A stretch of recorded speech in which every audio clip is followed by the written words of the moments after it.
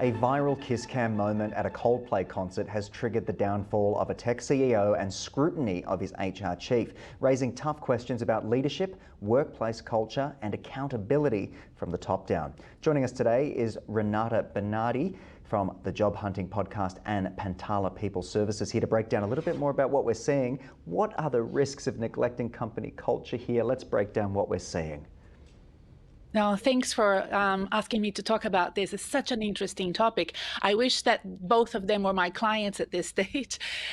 Company culture, we take it for granted, right? So here's a CEO who is probably very good at raising money and fixing software issues, but company culture is a soft power and we take it for granted. The problem is it's a slippery slope. When employees see questionable behavior from the leadership of the team, then they lose trust. And when they lose trust, we can dip into problems with talent retention, productivity, and brand equity. Because if your employees start to diminish your brand, it's a matter of time before the public can see that as well, as it has been the case. So there is a correlation between those questionable behaviors. And see, I'm not even putting morale into it. It's just that we question it, right? And the other issues in the company, many investors, they look at these behaviors before investing or divesting in companies. Yeah, I think you make a great point there. And of course, we've seen the fallout of a lot of this online. But why are clear workplace relationship policies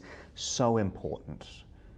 Well, for all of the reasons that I've just mentioned, but the thing is that you have to have a clear workplace relationship policies and consistent values that you can walk the talk. It's not just a matter of making this a one-day meeting and putting together all of these announcements to the world and then not walking the talk, right? We need to see consistent effort. This needs to be part of the fabric of the organization. When I work with corporate clients, there are clients that have worked with me for years investing in their staff, and that's the type of organization that people want to work for. Yeah, I agree with you fully there, and it's an interesting one to say, don't just talk the talk, walk the walk. But how do power dynamics affect reputational fallout in cases like we're seeing at the moment? Yes, I have seen a lot of conversations online, people on TikTok and Instagram and all over the news talking about, oh, he's going to survive because he's a guy and she's not going to survive because she's the female.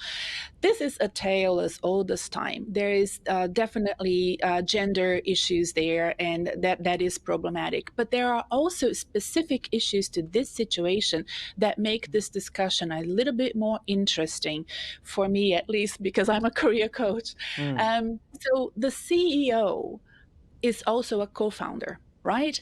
And in these sort of tech world specifically, we can be assholes and we will still survive, because I'm assuming, based on their guilty reaction to what happened, that the situation was not ideal for them, what happened. But he's still very good at raising money. He's still very good at getting astronomers great results. The company is going from better to even better over the years. I've done a little bit of research on that. He will survive either inside the company or outside, because the expertise that he hasn't been affected.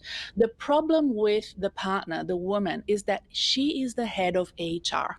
Her future as a head of people and culture is much more uncertain than his.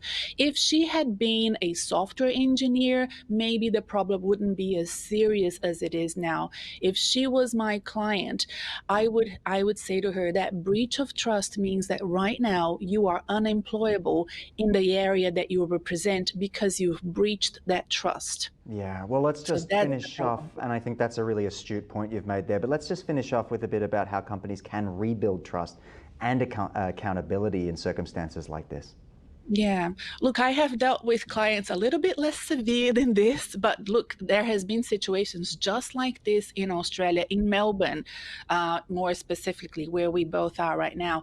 But in a crisis like this, I would start with one-on-one meetings with people that are working directly in this situation, that manage important teams in the organization.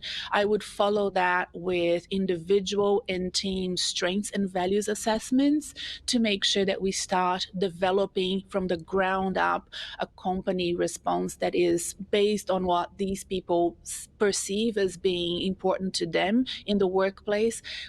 We would only much later, maybe a year from now, start doing annual 360 assessments. Implementing 360 assessments now or cultural surveys right now is lethal for the organization. The results will be horrible. You need to rebuild the company back from scratch first. Wow, okay, so interesting times for the team and anyone else out there who might be caught up in something like this. But Renata, I want to thank you for joining us on the program, running us through a little bit about what goes on behind the scenes, behind the smiles, behind the viral videos, and unpacking a little bit more with me today. Appreciate your time.